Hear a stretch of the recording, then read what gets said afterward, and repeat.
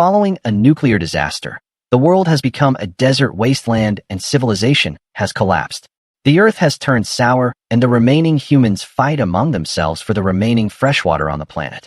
Max Rokotansky, a lone survivor haunted by visions of the people he failed to save in the wasteland, survives on whatever he can find, which sometimes consists of mutated lizards. Unfortunately, he is captured by the white-painted war boys of the tyrannical warlord, named Immortan Joe, and subsequently transported to the towering, water-controlled fortress known as the Citadel.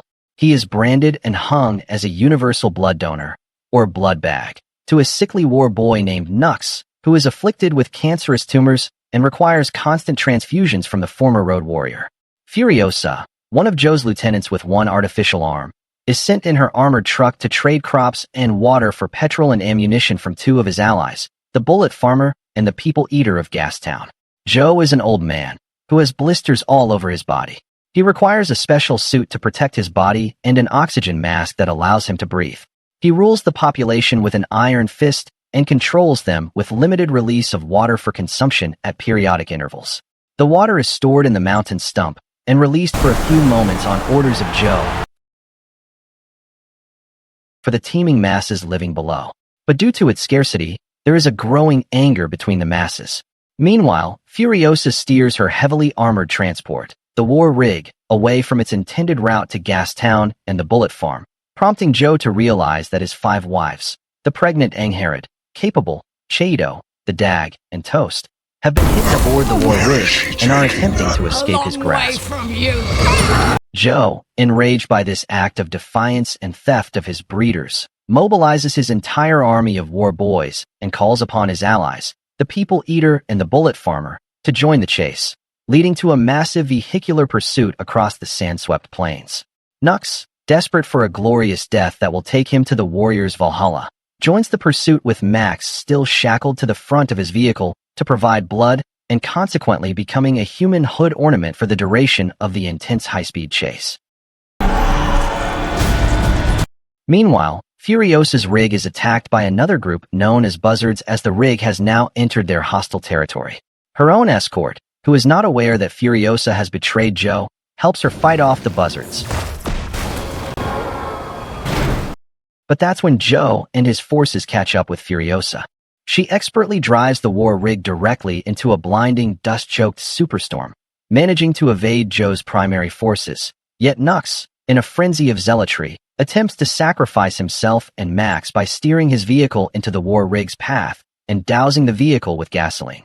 However, Max frees himself from his restraints just in time, just as Nux was about to use a flare, neutralizing him and escaping the subsequent explosion. Fortunately, Max survives, but finds himself chained to the unconscious Nux in the aftermath. He tries to shoot his arm and free himself, but finds the rifle jammed due to the sand and hence is forced to carry the unconscious Nux on his shoulder. That afternoon, as Max stumbles upon the disabled war rig in the calm of the desert, he finds Furiosa making repairs while the 5 wives cleanse themselves of the dust. He confronts Furiosa with the rifle and threatens Angharad to use the iron cutter to free him from his chain. She does as told, but then this happens.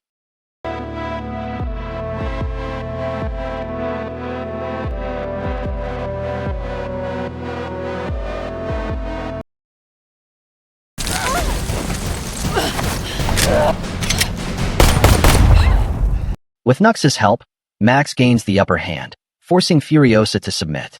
He then takes the war rig and begins his escape, but this is when the cunning Furiosa reveals her trump card. She has set a kill switch in the war rig, which disables the vehicle, and only she knows the code of the kill switch. Max, now a reluctant ally, agrees to help the women escape, and the group throws Nux off the rig when he sneaks back on in a failed attempt to murder Furiosa. Next morning, she attempts to secure safe passage through a biker gang-controlled canyon by offering a trade of fuel, a negotiation that is quickly betrayed when the bikers spot Joe's approaching convoy and decide to attack the war rig instead, leading Furiosa to accelerate through the narrow pass, as Max provides cover fire.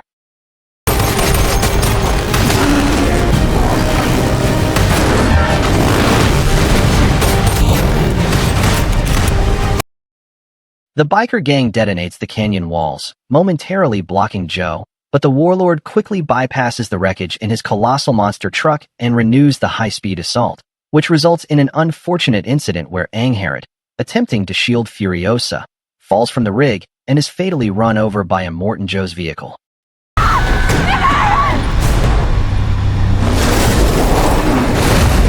Capable insists on stopping the war rig and helping Angharad, but Max saw her go under the wheels of Joe's car, making it clear that she did not survive. Joe is furious by the death of his wife, and his war boys take a momentary stop to try to save the unborn child.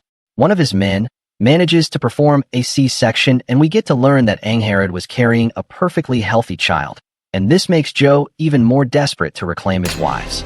Perfect in every way. Meanwhile, Nux had managed to infiltrate the war rig and was depressed, as Joe had seen his blood bag, whom we know as Max, drive the war rig, which led to his pregnant wife slip off and die. He thinks that Joe will abandon him now, and hence cries like a baby. Capable overhears his cries and consoles him, which stirs a profound change of conscience within the war boy. That night, the group finds the war rig briefly stuck in a muddy swamp, where they use landmines to slow Immortan Joe's advance, but the relentless Bullet Farmer continues his pursuit in his armored vehicle, thus forcing Max and Furiosa to work in concert to blind the Bullet Farmer with Max's imprecise shooting and Furiosa's precise marksmanship. Max then disarms the blinded Bullet Farmer and gathers his stash of weapons and ammunition, after which the group, now helped by a newly redeemed Nux, manages to free the war rig from the mud and continue their journey.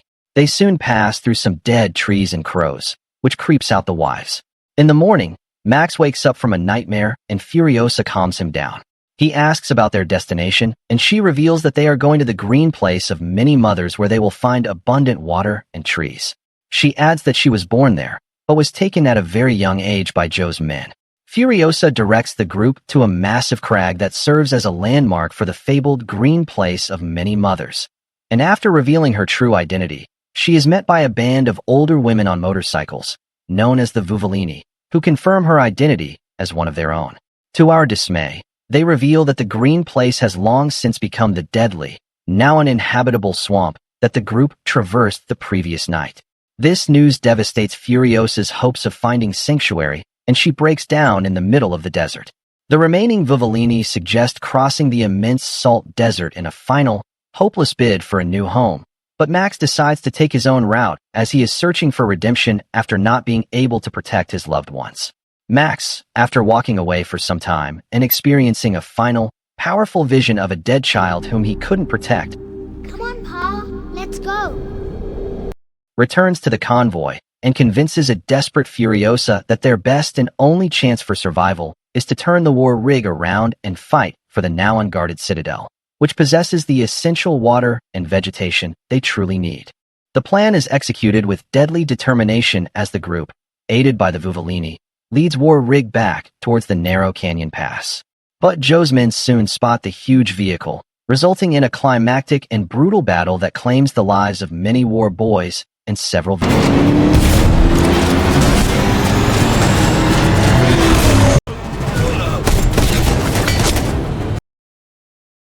Rictus Erectus, who turns out to be Joe's son, manages to attack the war rig and abduct Toast into Joe's monster truck. Max and one of the Vuvolini give a good fight to the giant and manage to knock him down. During the battle, Max almost falls off from the war rig, but Furiosa grabs hold of his leg in the nick of time. Just then, one of the war boys plunges a knife in her guts. Although injured, she manages to hold on to him, and Max manages to jump into one of the cars of the war boys. Furiosa somehow sneaks aboard Joe's monster truck, where Toast distracts the warlord, allowing Furiosa to hook Immortan Joe's grotesque metal-breathing mask to his car's moving wheels, tearing off his face and consequently killing him in a grotesque and violent fashion. Seeing this, all the wives and the remaining Vuvolini board the monster truck, while Nux executes his final act of redemption, sacrificing himself by crashing the war rig and detonating the fuel tank in the canyon pass, successfully blocking the passage and killing Immortan Joe's son, Rictus Erectus, thereby cutting off the last of their pursuers. Max, Furiosa, and the surviving women decide to drive Immortan Joe's vehicle back to the citadel with the warlord's corpse as a testament to his mortality, but Furiosa is severely wounded. Max quickly gives her a life-saving blood transfusion, his universal O-negative blood serving as her salvation, before Furiosa presents Joe's lifeless body to the desperate, water-starved people of the Citadel. The people, witnessing the death of their so-called immortal, rise up against the war boys in a final, successful revolution, hoisting Furiosa to the top of the lift, where she assumes leadership of the newly freed Citadel. But our hero Max, without a word, slips away and disappears into the tumultuous, cheering crowd, returning once more to the desolate anonymity of the wasteland, after having saved the wives and achieving redemption. Thank you for watching. If you like this recap, please subscribe to the channel and let us know which character you liked best and why.